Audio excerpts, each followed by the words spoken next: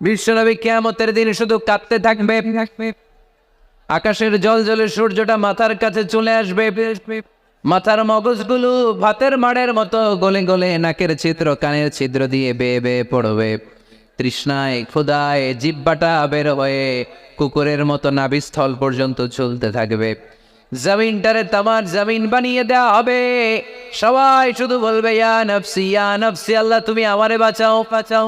অলিরা বলবে ইয়া নফসি, শহীদরা বলবে ইয়া নফসি, নবীরা বলবে ইয়া নফসি, উম্মত বলবে ইয়া নফসি, সবাই বলবে আল্লাহ তুমি আমারে বাঁচাও, আল্লাহ তুমি আমারে বাঁচাও, আল্লাহ তুমি আমারে বাঁচাও।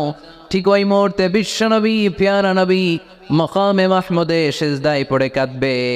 তিনি ইয়া নফসি না বলে চিৎকার করে কেঁদে কেঁদে বলবে উম্মতি উম্মতি রবলি হাবলি উম্মতি, ও রব আমার উম্মতকে তুমি বাঁচাও।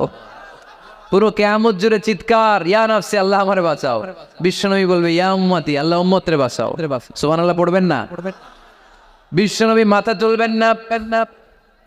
রব্বুল আলামিন সাইয়েদনা জিবরাইল আলাইহিস সালামকে পাঠাবেন, জিবরাইল যাও যাও নবীকে জিজ্ঞেস করো ইয়া নবী আল্লাহি মা ইউবকি, কেন আপনি কাঁদেন? বিশ্বনবী মাথা তুলবেন না, সিজদারত অবস্থায় উত্তরে বলবেন উম্মতি উম্মতি, আল্লাহ আমার উম্মতের কি হবে আপনি বলেন, আমার উম্মতরে আপনি বাঁচান। সাইয়েদনা জিবরাইল এসে বলে ও মাবুদ আপনার নবী বলে উম্মতের কি হবে, উম্মতের কি হবে? আল্লাহ বলেন জিবরাইল আমার নবীরে যে বলো ইন্না সানুরদিকা ফি উম্মাতিক ফালা নাসুক, আমি আমার নবীর দুনিয়ার বুকে যখন মন খারাপ ছিল তখন যেমনি মন ভালো করে দিয়েছি, আজকেও আমার নবীর উম্মতের ব্যাপারে এমন একটা ঘোষণা আমি দেব, এই ঘোষণা শুনে আমার নবী খুশি হয়ে যাবে। সারা দুনিয়ার বুকে নবী যখনই পেরেশান, নবীর মন খারাপ, আমি যেমনি মন ভালো করে দিয়েছি, আজকেও এই কিয়ামতের ময়দানে নবীকে এমন ঘোষণা শোনাবো, এই ঘোষণা শুনে আমার নবী খুশি হয়ে যাবে। চিল্লায় পড়তে হবে আল্লাহু আকবার। আল্লাহ তখন বলবে নবী মাথা তোলেন, মাথা তোলেন, নবী মাথা তোলেন, সাল তুতা, আপনার কান্না আমার সহ্য হয় না, সাল তুতা, যা চাবেন তাই দেব। ইশফা তুশাফা, যার ব্যাপারে আপনি আজকে সুপারিশ করবেন তার জন্য আমি সুপারিশ কবুল করে নেব। সাউফা ইউতিকা রাব্বুকা ফাতারদা, নবী এমন এমন জিনিস আপনারে দেব আপনি খুশি হবেন। তারপরও নবী খুশি হবেন না, নবী অস্থির হয়ে থাকবেন আমাদের জন্য। একটা পতাকা নিয়ে আমাদের সবাইকে নিয়ে আমার নবী পেয়ারা নবী জান্নাতের দরজার মধ্যে একটা ধাক্কা দিবেন, পড়েন আল্লাহু আকবার। জান্নাতের রক্ষী ফেরেশতা বলবে মান আনতা, আপনি কে? বিশ্বনবী বলবেন আনা মুহাম্মদ, আমার নাম মুহাম্মদ সাল্লাল্লাহু আলাইহি। মুহাম্মদ শোনার পরে গার্ড অফ অনার দিয়ে বিশ্বনবীর জন্য জান্নাতের বিশাল দরজাগুলো খুলে দেয়া হবে। আর জান্নাতের ফেরেশতারা বলবে নবী গো, জান্নাত সৃষ্টির পর থেকে আজ পর্যন্ত আমরা দাঁড়িয়ে আছি, কবে আপনি জান্নাতে ধাক্কা মারবেন আর আপনার জন্য জান্নাতের দরজা খুলে দেব। আপনার আগে যেন কারো জন্য জান্নাতের দরজা খোলা না হয়, এ ব্যাপারে আমাদেরকে কঠোর নির্দেশনা দিয়েছে কে? বিশ্বনবী লক্ষ লক্ষ কোটি কোটি উম্মতে মুহাম্মাদীকে নিয়ে সেদিন জান্নাতের ভেতরে যখন ঢুকবেন তখন বিশ্বনবীর মনটারে খুশি করে দিবে কে? ওয়ালা সাউফা ইউতিকা রাব্বুকা ফাতারদা, নবী এমন এমন জিনিস আপনারে আমি দান করব, আপনি খুশি হয়ে যাবেন। তার মানে মন খারাপ হলে নবীর মন ভালো করে কে? জোরে বলতে হবে। আপনারা ঘুমায় গেছেন, ঘুম ধরছে, কষ্ট হচ্ছে, জিমায়ে পড়েছে মুসলমান, চিল্লায় পড়েন লিল্লাহে তাকবীর, লিল্লাহে তাকবীর, লিল্লাহে তাকবীর। এরপরে নবীর আল্লাহ স্মরণ করে দিচ্ছেন আলাম ইয়াজিদিকা ইয়াতীমান ফাআওয়া ওয়া ওয়াজাদাকা দাল্লান ফাহাদা, নবী গো আমি কি আপনার ইয়াতিম পাই নাই, তারপরে আমি কি আপনার লালন পালনের ব্যবস্থা করি নাই? সুবহানাল্লাহ পড়েন। আমার নবী ইয়াতিম হয়ে বড় হয়েছে, জানেন? এতিম হয়ে লালিত পালিত হয়েছেন। তিনি যখন মায়ের পেটে বিশ্বনবীর বাবাকে নিয়ে গিয়ে তুলে নিয়েছে কে? 6 বছর বয়সে মাকে তুলে নিল কে? দাদা আব্দুল মুত্তালিবের কাছে লালিত পালিত হলেন। 8 বছর বয়সে দাদাকেও নিয়ে গেল কে? এরপরে ইয়াতিম নবী চাচার কাছে লালিত পালিত হলেন। সুবহানাল্লাহ পড়েন। এজন্য আল্লাহ বললেন আওয়া আলাম ইয়াজিদিকা ইয়াতীমান ফাআওয়া, নবী হে আমি কি আপনার ইয়াতিম পাই নাই? আর আপনারে কি আমি আপনার চাচার কাছে লালন পালনের ব্যবস্থা করে দেই নাই? তো এই ছোট্টবেলায় আপনি এতিম, আপনারা দেখার কেউ নাই, তখন যদি আমি আপনারা সাহায্য করতে পারি, ওই আল্লাহ এখনো আসিরা নাই। বিপদের কালে আমার নবীরে সাহায্য করে উত্তরণের ব্যবস্থা করেছে যে মুসলমানদের এই ক্রান্তি লগ্নে মুসলমানদের সংকট দূর করার জন্য আমার আল্লাহর রহমত আজও আছে না নেই? পরীক্ষা দিতে হবে, আমাদের পরীক্ষায় পাশ করতে হবে। ওয়ালা তাহিনু ওয়ালা তাহজানু ওয়া আনতুমুল আ'লাউনা ইন কুনতুম মুমিনিন। ভয় পেও না, নিরাশ হয়ো না, হতাশ হয়ো না, বিজয় তোমাদেরই হবে যদি মুমিন হও। চিল্লায় বলেন ঠিক কি না? আলাম ইয়াজিদকা ইয়াতীমান ফাআওয়া, নবী আপনার ইয়াতীম হিসেবে পেয়েছি, তখন আপনারে আশ্রয় দিয়েছি। তারপরে আল্লাহ বললেন ওয়া ওয়াজাদাকা দাল্লান ফাহাদা, আপনারে আমি দল্লান হিসেবে পেয়েছি, তারপরে রাস্তা দেখিয়েছি। আপনি রাস্তা খুঁজছিলেন। দল্লুন শব্দের অর্থ গোমরা, পথহারা। কিন্তু রাসূল সাল্লাল্লাহু আলাইহি ওয়াসাল্লামের ক্ষেত্রে এই অর্থ করা যাবে না। আমার নবী গোমরা ছিলেন না, আমার নবী পথভ্রষ্ট ছিলেন না। যদিও অফিসিয়ালি আমার নবী 40 বছর বয়সে নবী হয়েছেন, কিন্তু 40 বছরের আগের জীবনীটাও আমাদের জন্য অনুপম আদর্শ আর নমুনা। চিল্লায় বলেন ঠিক কি না? 40 বছর আগেও নবী সত্য কথা বলতেন। 40 বছর আগে তিনি দান করতেন। নবী হওয়ার আগেও তিনি আত্মীয়দের সাথে সুসম্পর্ক রাখতেন, মানুষের বোঝা বইয়ে দিতেন। সত্য যেখানে বিপন্ন, সাহসী সৈনিক হয়ে বিশ্বনবী দাঁড়িয়ে যেতেন। চিল্লায় এখন ঠিক কি না? এজন্য আল্লাহ বললেন ওয়াজাদাকা দাল্লান ফাহাদা, নবী আপনি পথ খুঁজছিলেন, আমি আপনারে পথ দেখিয়েছি। আমাদেরকে পথ দেখায় কে? রাসূল সাল্লাল্লাহু আলাইহি ওয়াসাল্লাম মহাসত্যের অনুসন্ধান করছিলেন। দল্লান অর্থ এখানে পথহারা পথিকের মতো আপনি খুঁজছিলেন, কই যাবেন, ডানে না বায়ে। মাঝে মাঝে আমাদের এরকম হয় না, চুয়াডাঙ্গা থেকে কুষ্টিয়া কি এই রাস্তায় যায় না এইটায় যায়, বুঝতে পারতেছি না। তো অনেক রাতে যদি রওনা দেন, কেউ বলারও নাই, দেখা দেওয়ার মতো কেউ নাই, বাজার টাজার বন্ধ, মাঝে মাঝে আমরা ঝামেলায় পড়ে যাই। আমরা যারা বক্তা, আমরা ঝামেলায় পরিবেশ। অনেক রাতে বাড়িতে ফিরি, এই জেলা থেকে ওই জেলায়, রাত 3টার দিকে লোক নাই, ডানা যাবো না বায়ে যাবো। পুলিশ ভাইরা মাঝে মাঝে সহায়তা করে, অনেক সময় পুলিশও নাই, তখন ভরসা একজনের উপর, তিনি কে? তো রাসূল সাল্লাল্লাহু আলাইহি ওয়াসাল্লাম সত্যের পথ খুঁজছিলেন, ডানে না বায়ে। আল্লাহ বললেন বায়ে না, ডানে যান। ফাহাদা, আল্লাহ হেদায়েতের রাস্তায় তুলে দিলেন। সুবহানাল্লাহ পড়েন। আমরা যদি পথ ভুলে যাই, আমাদের পথ দেখায় কে? সবাই বলেন আমাদের পথ দেখায় কে? আমি যদি কোনদিন পথে ভুলে যাই, হাতছানি দিয়ে কাছে নিও, মমতার বন্ধনে আমায় বেঁধে সব ভুল ক্ষমা করে দিও। পড়েন, আমি যদি কোনদিন পথে ভুলে যাই, হাতছানি দিয়ে কাছে নিও, মমতার বন্ধনে আমায় বেঁধে সব ভুল ক্ষমা করে দিও। পড়েন আমিন। আমাদের পথ দেখায় কে? আমরা প্রতিদিন পড়ি ইহদিনাস সিরাতাল, সবাই পড়েন ইহদিনাস সিরাতাল। ও আল্লাহ আমাদেরকে সরল সঠিক পথ দেখাও। আল্লাহ বললেন নবী আপনাকে আমি পথ দেখিয়েছি। এরপর আল্লাহ বললেন ওয়াজাদাকা আইলান ফাগনা, নবী আপনি ছিলেন নিঃস্ব, আপনার টাকা পয়সা ছিল না। খাদিজার সাথে বিয়ে দেওয়ার মাধ্যমে আমি আপনার নিঃস্বতা দূর করে ধনী বানিয়ে দিয়েছি। সুবহানাল্লাহ পড়েন। রাসূল সাল্লাল্লাহু আলাইহি ওয়াসাল্লাম মেষ চড়াতেন। মা বাআসাল্লাহু নাবিয়্যান ইল্লা রাআল গানাম, এই পৃথিবীতে এমন কোন নবী নাই যেই নবী ছাগল চড়ায় নাই। আপনারা ছাগল চড়ান তো? আপনাদের তো এই যে কি বলে ব্ল্যাক গোট, চুয়াডাঙ্গার ব্ল্যাক গোট নাকি সারা দুনিয়ায় বিখ্যাত। হ্যাঁ, ব্ল্যাক বেঙ্গল কি বলে? ব্ল্যাক বেঙ্গল। ছাগল পালেন কে কে দেখি তো চুয়াডাঙ্গায়? ওরে আল্লাহ, ছাগল তো নিয়ে যাওয়া লাগবে কয়েকটা, দেখা যায় অনেক ছাগল। মেহেরপুরও বিখ্যাত না?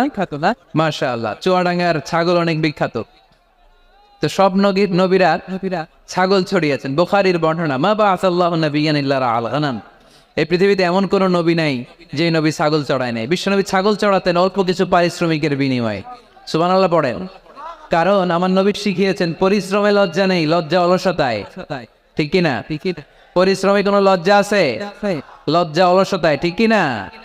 রাসূল সাল্লাল্লাহু আলাইহি ওয়াসাল্লামের টাকা পয়সা ছিল না।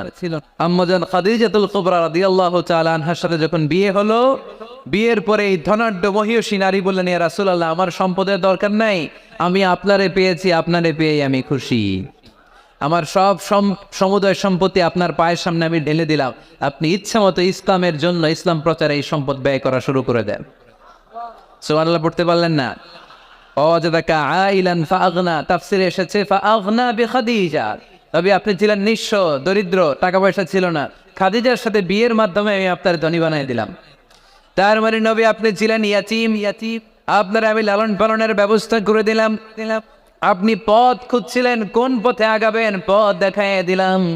আপনি নিঃস্ব ছিলেন, আমি আপনার লালন পালনের ব্যবস্থা করে দিলাম, পথ দেখাইয়া দিলাম। আপনার টাকা পয়সা ছিল না, খাদিজার সাথে বিয়ের মাধ্যমে ধনী বানাইয়া দিলাম। সুবহানাল্লাহ।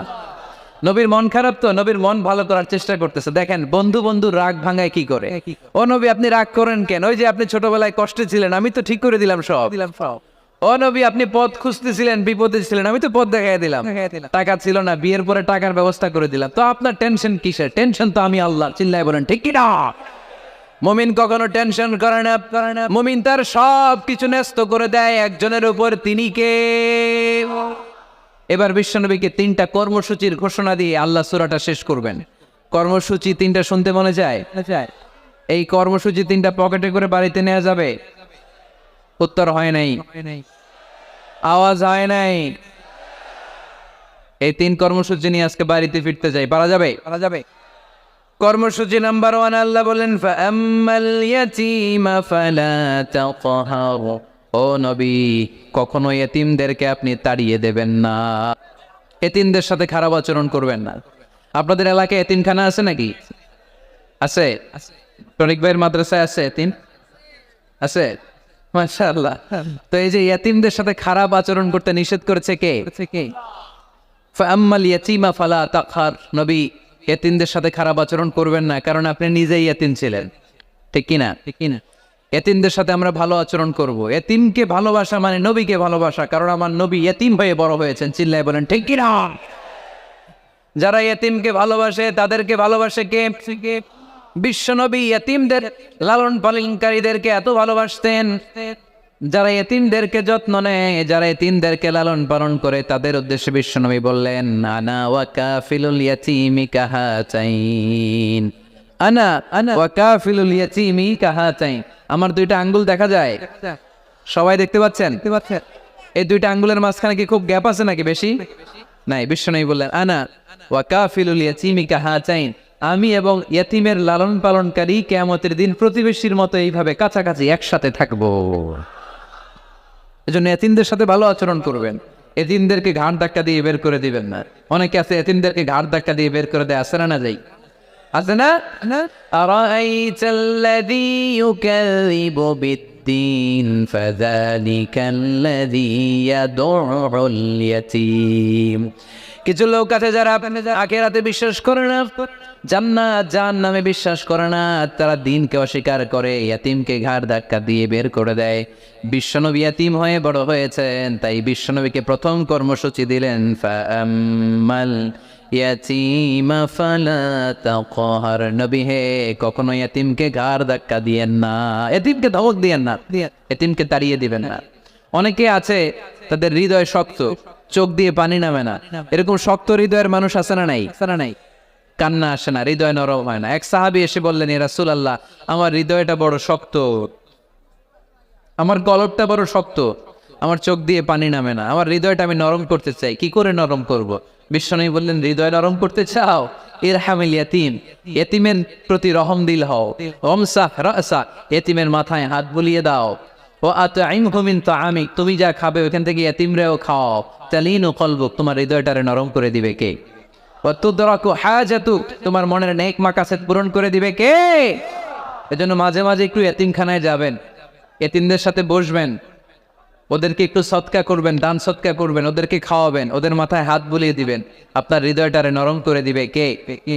বাংলাদেশে কিছু লোক আছে এতিমরে আদর করা তো দূরের কথা, এতিমের মাল ডাল খেয়ে সব সাবার করে দেয়, এরকম আছে না নাই? এতিমের সম্পদ খেয়ে ফেলে এরকম ডাকাইত আছে না নাই? ভাই মারা গিয়েছে, বাতিজা আখা মরার আগে ভাই তার আরেক ভাইকে সম্পদ দিয়ে গেল, আমার ছেলেটারে দেখো এতিম, ছেলের তো কিছু দেয় নাই, ভাতিজার জন্য তো কিছু রাখেই নাই, সব খেয়ে শেষ করে ফেলছে, এরকম আছে না নাই? আল্লাহ বললেন খবরদার এতিমের সম্পদ মেরে দিও না। এতিমের সম্পদ খেয়ে ফেলো না। যারা এতিমের সম্পদ অন্যায় ভাবে খাও, তারা পেটে এতিমের সম্পদ ঢুকাও নাই, জাহান্নামের আগুন পেটে ঢুকিয়েছো। ঠিক কিনা? আল্লাযীনা ইয়াকুলুনা আমওয়ালাল ইয়াতামা যুলমান ইন্নামা ইয়াকুলুনা ফী বুতুনিহিম নারা ওয়া সায়াসলাউনা সাঈরা। যারা এতিমের সম্পদ অন্যায় ভাবে খায়, তারা এতিমের সম্পদ খায় নাই, খেয়েছে জাহান্নামের আগুন। কার কথা? আরো জোরে বলেন, কার কথা? এজন্য আমরা এতিমের সাথে খারাপ আচরণ করব না। চুয়াডাঙ্গার সম্পদশালী ভাইয়েরা এতিমের সাথে ভালো আচরণ করেন, এতিমের মাথায় হাত বুলিয়ে দেন, এতিমকে খাওয়ান। এতিমরে ভালোবাসা মানে আমার নবীরে ভালোবাসা, কারণ আমার নবী এতিম ছিলেন। ঠিক কিনা? প্রথম কর্মসূচি এতিমদের যত্ন নিও। দ্বিতীয় কর্মসূচি ওয়া আম্মাস সাইলা ফালা তানহার। নবী হে, 2 নাম্বার কর্মসূচি, ভিক্ষুককে ধমক দিয়ে কখনো তাড়িয়ে দিও না। সুবহানাল্লাহ পড়েন। ভিক্ষুককে তাড়িয়ে দেয়া যাবে? দিতে না পারলে, আপনার কাছে না থাকলে ভদ্রভাবে বলবেন ভাই নাই, কিন্তু ধমক দিবেন কোনোদিন? দরজায় এসে যদি দাঁড়ায়, কিছু টাকা দেন, কিছু চাইল দেন, 2টা ডিম দেন, ধমক দিবেন? আপনারা বাড়িওয়ালা বানাইছে কে? উত্তর দেন না কেন? বাড়িওয়ালা বানাইছে কে? ওকে ভিক্ষুক বানিয়েছে কে? ওকে বাড়িওয়ালা বানিয়ে আপনারও ভিক্ষুক বানাতে পারতো কে? গাড়ি দিয়ে আমরা রাস্তায় ছুটি, জ্যামের মাঝখানে যখন আটকায়, অনেকে এসে টাকা চায়, সুযোগ হইলে দিয়েন, ধমক দিয়েন না, মনে কষ্ট দিয়েন না। খবরদার, এতিমের মনে যদি কষ্ট লাগে, আপনার দুনিয়াও শেষ, আখিরাতও শেষ। ঠিক কি না? খবরদার। যারা ফরিয়াদি, যারা সাইল, যারা ভিক্ষুক, যারা হাত পাতে, তাদের সাথে খারাপ আচরণ করো না। নবী হে, তাদেরকে ধমক দিও না। তোমার গাড়ি যখন জ্যামের মধ্যে আটকে যায়, পথবঞ্চিত শিশুরা, সুবিধা বঞ্চিত শিশুরা গ্লাসের সামনে এসে নক করে, বলে স্যার 2টা টাকা দেন, কিছু খাবার দেন, কিছু খাই নাই, যদি পারেন দিয়ে দেন, ধমক দিয়েন না। কারণ ওরে পথ শিশু বানাইছে কে? রাস্তার ফকির বানাইছে কে? আপনাকে গাড়িতে বসে আরাম করার সুযোগ দিল কে? ওরে গাড়িতে বসানোর সুযোগ আল্লাহর আছে না নাই? আর আপনারে ভাঙ্গা থালা হাতে দিয়ে রাস্তায় নামাইতে আল্লাহর কয় ঘন্টা লাগে? চিল্লায় বলো মুসলমান, কয় ঘন্টা লাগে? 1 সেকেন্ডও লাগে না। এজন্য ওয়া আম্মাল ইয়াতীমা ফালা তাখর ওয়া আম্মাস সাইলা ফালা তানহার। এতিমকে গলা ধাক্কা দিয়ে বের করে দিও না, আর ফরিয়াদিকে তাড়িয়ে দিও না। খবরদার। সব শেষে আল্লাহ বললেন, ওয়া আম্মা বিনিআমাতি রাব্বিকা ফাহাদ্দিস। নবী হে, আল্লাহর যত নিয়ামত আপনি পেয়েছেন, নিয়ামতগুলোর বর্ণনা করে দেন। সুবহানাল্লাহ পড়েন। ওয়া আম্মা বিনিআমাতি রাব্বিকা ফাহাদ্দিস। আপনার রবের দেয়া নিয়ামতের বর্ণনা করেন। আল্লাহ যে নিয়ামত দিয়েছে, এটা বর্ণনা করলে দোষ নাই। আল্লাহ আপনারে টাকা দিয়েছে, আপনি শুকরিয়া করেন আর বলেন আলহামদুলিল্লাহ, আল্লাহ দিছে আমারে, এটাতে কোনো গুনাহ আছে? না, বরং আল্লাহ আদেশ করেছে, ইন্নাল্লাহা ইউহিব্বু আইয়ারা আসারা নি'মাতিহি আলা আবদি। আল্লাহ তাআলা তার বান্দাকে কি নিয়ামত দিল, তার একটা নমুনা আল্লাহ তার বান্দার মধ্যে দেখতে চায়। আপনি কোটি টাকার মালিক, আপনি ছিঁড়া কাপড় পরতে পারবেন? আপনি কি কিপটামি করলে কি আল্লাহ খুশি হবে? না। আপনি যদি ধনী হন, আপনার পোশাকে, আশাকে, চলনে, বচনে ওই ধনীর একটা পরিচয় থাকতে হবে। আপনি বলবেন আল্লাহ আমাকে গাড়ি দিয়েছে, আলহামদুলিল্লাহ, শুকরিয়া করবেন। আল্লাহ আমাকে বাড়ি দিয়েছে, শুকরিয়া করবেন কার? নেয়ামত করলে বাড়িয়ে দেয় কে? নেয়ামতের শুকরিয়া যখন আদায় করা কোনো বান্দা শুরু করে দেয়, নেয়ামতের বাড়ি ধারা আরো বাড়িয়ে দেয় কে? লা ইন শাকারতুম লা আযীদান্নাকুম। যদি শুকরিয়া করো আমি বাড়িয়ে দেব। ওয়ালা ইন কাফারতুম ইন্না আযাবি লাশাদীদ। আর যদি না শুকরি করো, জেনে রেখো তা আমার আযাব, আমার গজব, আমার শাস্তি, আমার পানিশমেন্ট বড় কঠিন। ওয়া আম্মা বিনিআমাতি রাব্বিকা ফাহাদ্দিস। 3 নম্বর কর্মসূচি, হে নবী, আপনি নিয়ামতের শুকরিয়া করার পাশাপাশি নিয়ামতের বর্ণনা দেন। কি নিয়ামত আপনি পেয়েছেন এটা আপনি বলে বেড়ান, আর শুকরিয়া করবেন একজনের, তিনি কে? তাহলে প্রথম কর্মসূচি ছিল ইয়াতিমের সাথে ভালো আচরণ করতে হবে। ঠিক কিনা? চুয়াডাঙ্গার ভাইয়ের, আমরা কি ইয়াতিমের সাথে আজ থেকে ভালো আচরণ করতে পারবো? যে ব্যক্তি 50 বছর ধরে নামাজ পড়ে, এই বেটা যে কয় লক্ষবার সূরা ফাতিহা পড়ছে বেটা নিজেও জানে না। ঠিক কিনা? আচ্ছা, আপনারা কি জানেন যে সূরা আর রহমানে একটা আয়াত আছে, যে আয়াতটা আল্লাহ বারবার ওই সূরার ভেতরে উল্লেখ করেছে, সূরা আর রহমানে। জানেন কি আয়াতটা? কি আয়াত? ফাবিআইয়ি আলা রাব্বিকুমা তুকাযযিবান। এই আয়াতটা আল্লাহ তাআলা 1 বার 2 বার নয়, 31 বার উল্লেখ করেছেন সূরা আর রহমানের ভেতরে। সুবহানাল্লাহ পড়েন। তার মানে জরুরি কথা সব জায়গায় বলতে হয়, বারবার বলতে হয়, চিল্লায় বলতে হবে, ঠিক কি না?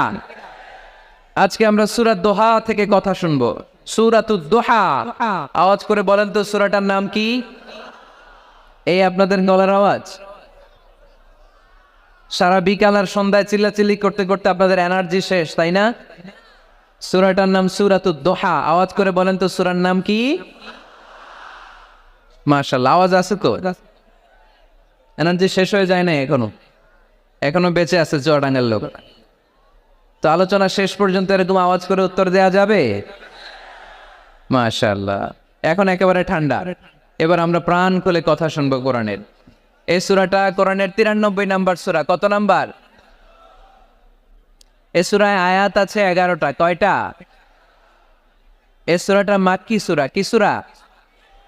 মাশাআল্লাহ। আমি সবসময় বলি, যেহেতু লক্ষ লক্ষ মানুষের গ্যাদারিং, আমরা যদি ক্লাসের মতো করে প্রশ্ন করি, উত্তর করি, তাহলে আপনাদের মনে থাকবে, কিছু মেসেজ নিয়ে যেতে পারবেন।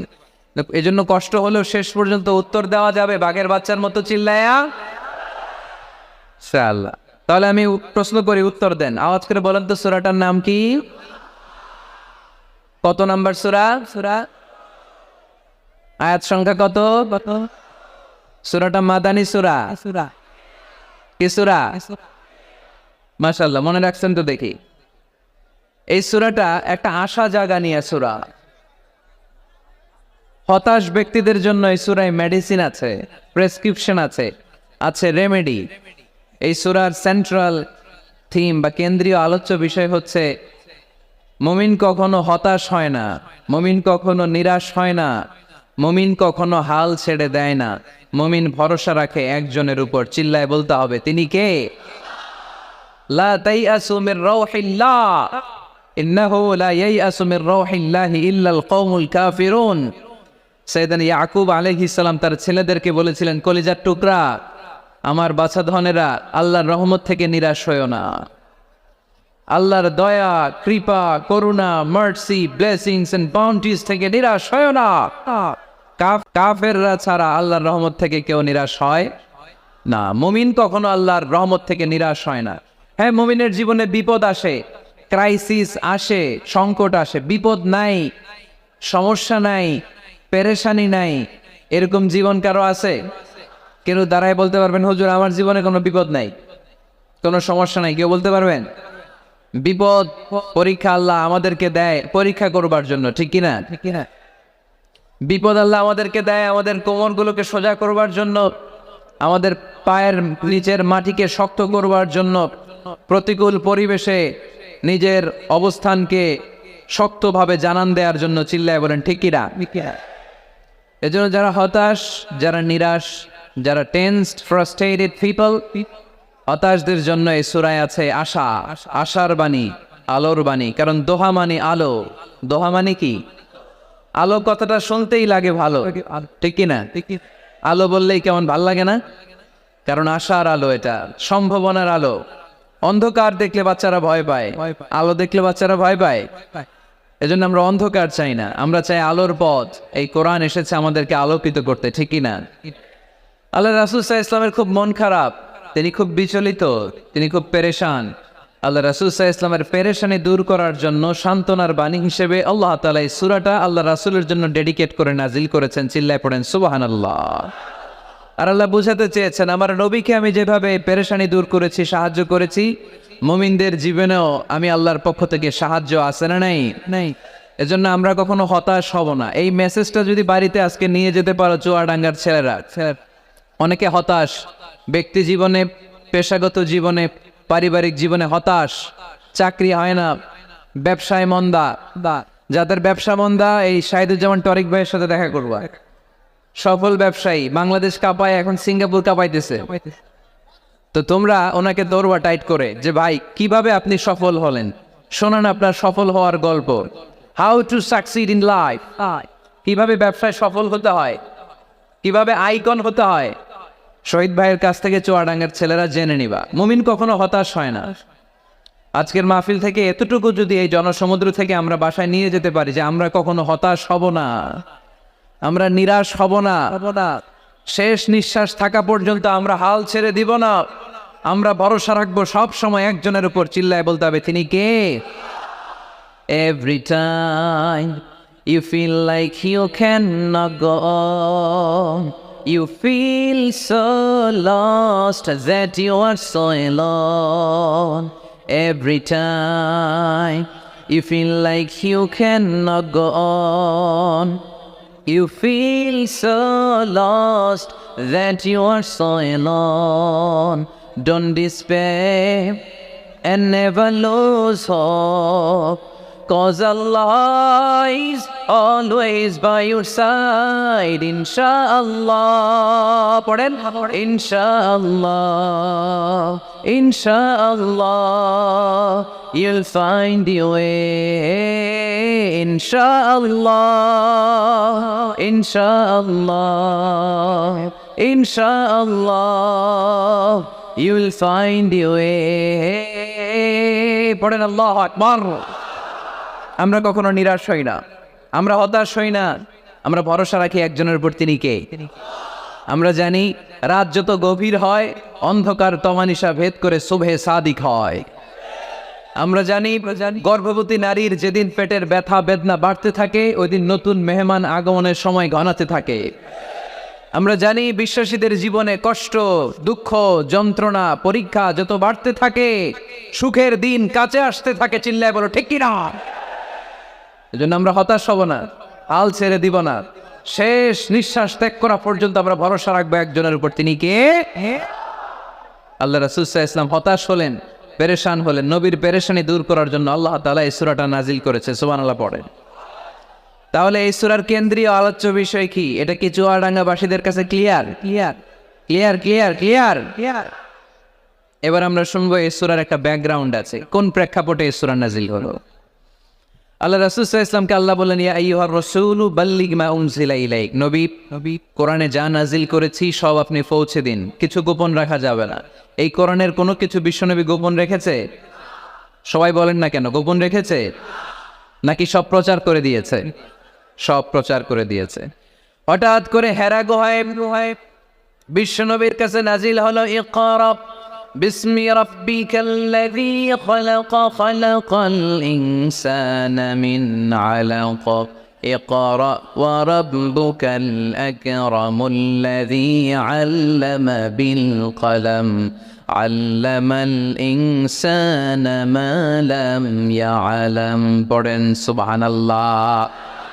আল্লাহ নাজিল করলেন, নবী পড়ো, তোমার প্রভুর নামে যিনি সৃষ্টি করেছেন, তুমি যা জানতে না তা তোমার রব তোমারে শিখিয়েছেন, কলমের মাধ্যমে তোমাদেরকে জ্ঞান দিয়েছেন। সুবহানাল্লাহ।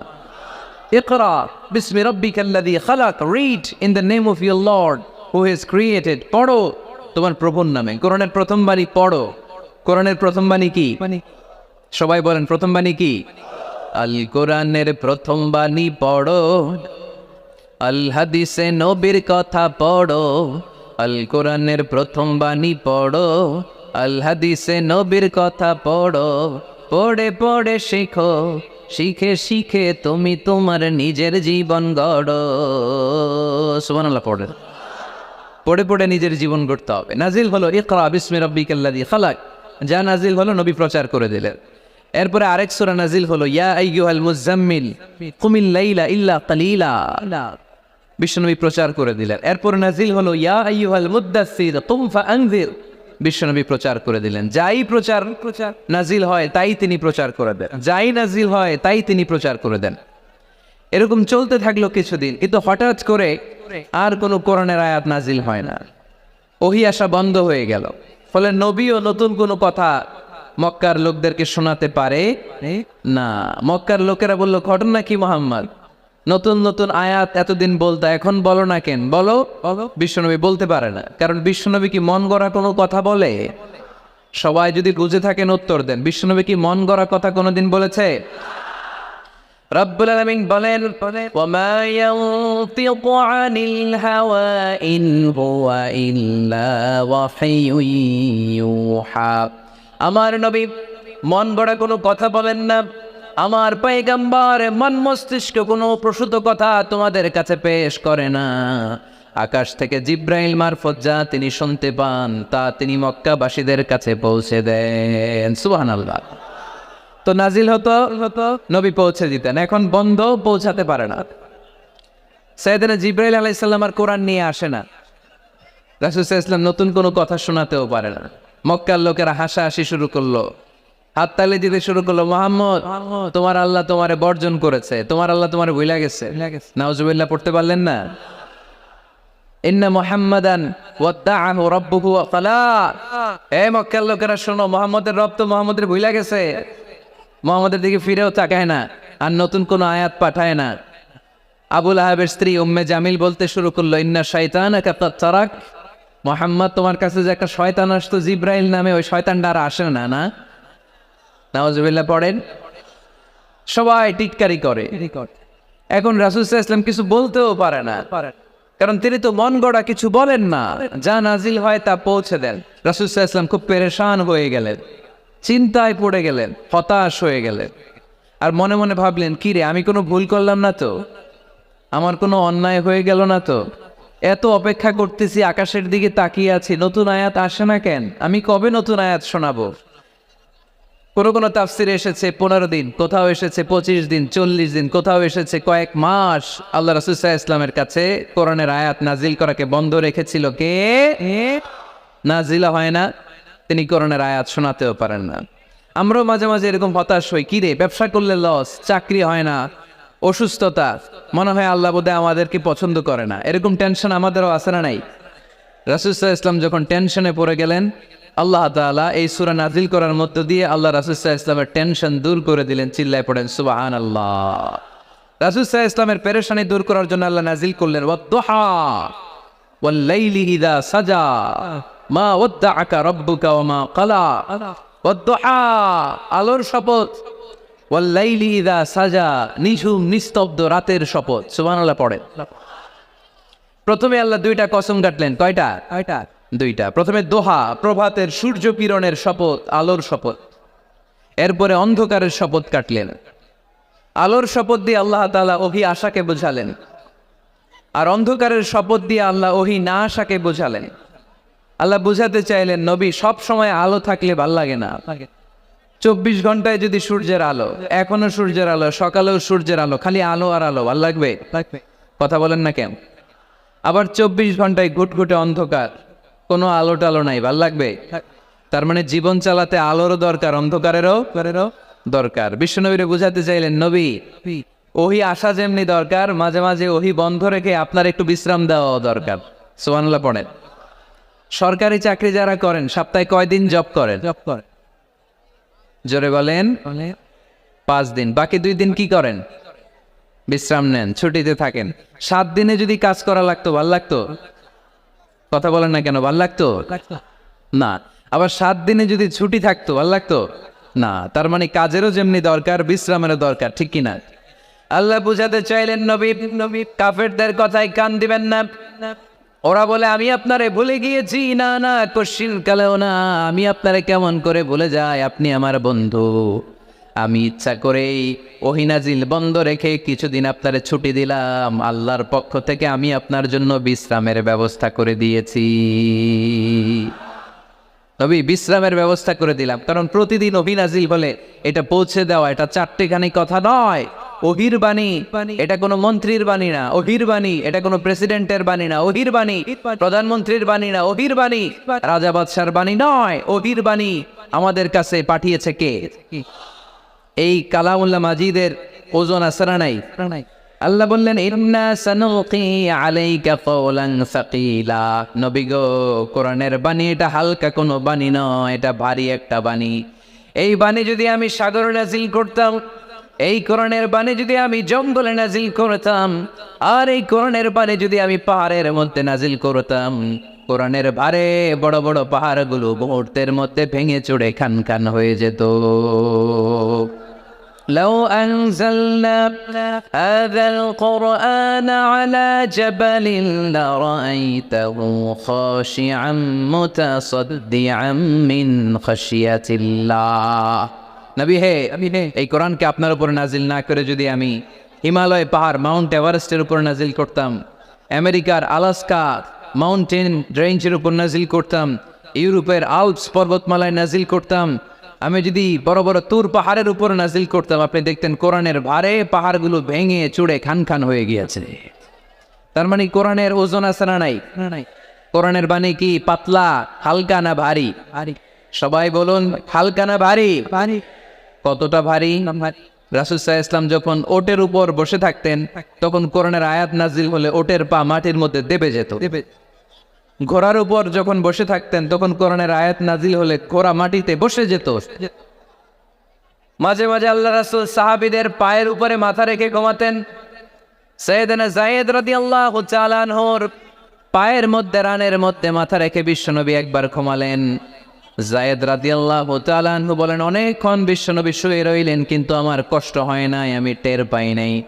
কিন্তু হঠাৎ বিশ্বনবীর উপর কোরআন যখন নাজিল হওয়া শুরু হয়ে গেল, আমার মনে হলো বিশ্বনবীর মাথার ওজন উহুদ পাহাড়ের সমান ভারী হয়ে গেছে। এতক্ষণ ধরে বিশ্বনবীর মাথার কোনো ওজন নাই। হঠাৎ যখন কোরআনের আয়াত নাজিল হতে লাগলো, দেখলাম বিশ্বনবীর মাথার ওজন এতটা বেড়ে গিয়েছে, আমার মনে হচ্ছে আমার পায়ের হাড্ডি আর রান ফেটে মুহূর্তের মধ্যে খান খান হয়ে যাবে। তার মানে কোরআনের আয়াত সবসময় রিসিভ করা, ওহি সবসময় নেয়া এবং ওহির বাণী পৌঁছে দেয়া, এটা সাধারণ কোনো কাজ নয়। সব সময় ওহি লাগাতার নাজিল হলে নবীর কষ্ট হয়ে যাবে। এজন্য নবীর কষ্ট দূর করার জন্য সরকারি চাকরি যারা করেন যেমনি ছুটি পান, নবীকে একটু ছুটি আর বিশ্রামে রাখার জন্য আল্লাহ তাআলা ইচ্ছা করেই ওহি নাজিল বন্ধ রেখেছেন। চিল্লায় পড়ে সুবহানাল্লাহ। এজন্য আল্লাহ তাআলা নবীরে আশ্বস্ত করে বললেন, নবী ওয়াদ-দুহা ওয়াল-লাইলি ইযা সাজা মা ওয়াদ্দা'আকা রাব্বুকা ওয়া মা ক্বালা ওয়ালাল আখিরাতু খায়রুল লাকা মিনাল উলা ওয়ালাসাউফা ইউ'তিকা রাব্বুকা ফাতারদা। পড়েন আল্লাহু আকবার। সূরার শুরুতে আল্লাহ শপথ কাটলেন দুইটা। কয়টা?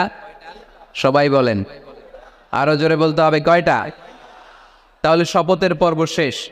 শপথ যখন শেষ, তারপরের তিনটি আয়াতে কনফার্মেশন। আল্লাহ তাআলা তার নবীকে কনফার্ম করেছেন যে নবী আমি আপনার সাথে আছি, নবী আমি আপনার সাথে সাথে আছি। এই এলাকার ওসি সাহেব যদি আপনারে বলে আমি আপনার সাথে আছি, সাহস লাগবে না? এসপি সাহেব যদি বলে আপনার সাথে আছি, সাহস লাগবে না? এমপি সাহেব যদি বলে সাথে আছি, সাহস লাগবে? প্রধানমন্ত্রী যদি বলে ভয় নাই, সাথে আছি, সাহস লাগবে না? ডোনাল্ড ট্রাম্প যদি বলে ভয় নাই, সাথে আছি, সাহস লাগবে? আর রাজাদিরাজ মালিকুল আমলাক, গোটা বিশ্বের সব রাজাদের রাজা মহারাজা আল্লাহ যদি বলে সাথে আছি, সাহস লাগে কি লাগে না? বিশ্ব নবীরে সাহস যোগালেন। পরের তিনটা আয়াতে আল্লাহ তাআলা নবীরে বললেন, নবী ভয় নাই, never lose hope, never give up, never be frustrated, আর হতাশ হবেন না, আমি আপনার সাথে আছি। চিল্লায় পড়েন সুবহানাল্লাহ। তারপরের তিন আয়াতে দিলেন তিনটা রিমাইন্ডার, নবী আপনার কি কি নেয়ামত দিছি শোনেন, এগুলো মনে রাখেন, ভুলে যায়েন না। আর সর্বশেষ তিনটা আয়াতে তিনটা ওয়ার্ক প্ল্যানস, মানে গাইডলাইন, কর্মসূচি দিয়ে আল্লাহ সূরাটারে শেষ করেছেন। পড়েন আলহামদুলিল্লাহ।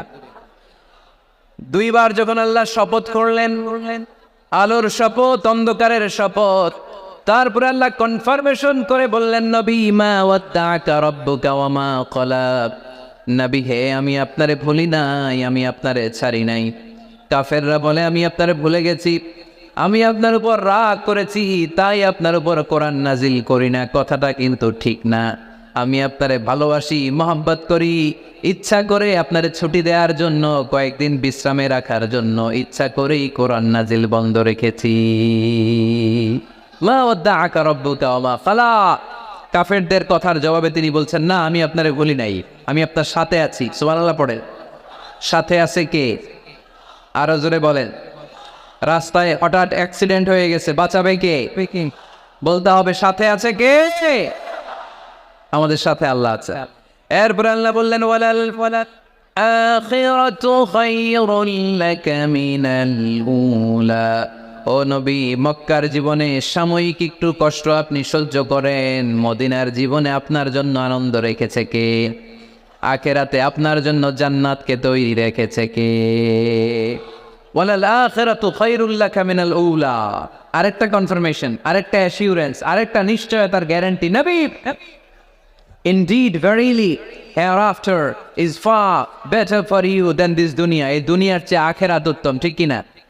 আখেরাত আপনার জন্য তৈরি, এই দুনিয়ার জীবন আপনার আসল জীবন নয়। আসল জীবন হচ্ছে কবরের জীবন, ঠিক কিনা? কত কষ্ট করে বিল্ডিং বানালাম, কত কষ্ট করে ফ্ল্যাট কিনলাম, কত দামি টাইলস দিয়ে আমার গোসলখানাটা বানালাম, কিন্তু আমার জীবনের শেষ গোসলটা কি আমার ওই গোসলখানায় হবে? চিল্লায় বলতে হবে, হবে। এজন্য আল্লাহ বললেন, ওয়ালাল আখিরাতু খায়রুন লাকা মিনাল উলা। ও নবী, দুনিয়ার জীবন আসল জীবন নয়, আসল জীবন হলো আখিরাতের জীবন, ঠিক কিনা? কিন্তু আমরা পাগল হয়ে আছি কোন জীবনের জন্য? দুনিয়ার পেছনে এই মরিচিকা, এই লোভ লালসা, এই ক্ষমতার দাপট, হ্যাঁ, এই সেলিব্রিটিজম, এই চোখ ধাঁধালো গ্ল্যামারাস লাইফের দিকে আমরা পাগলের মতো মরিচিকার পেছনে ছুটে বেড়াচ্ছি, আর আখিরাতের কথা আমরা বেমালুম বলে গিয়েছি, ঠিক কিনা?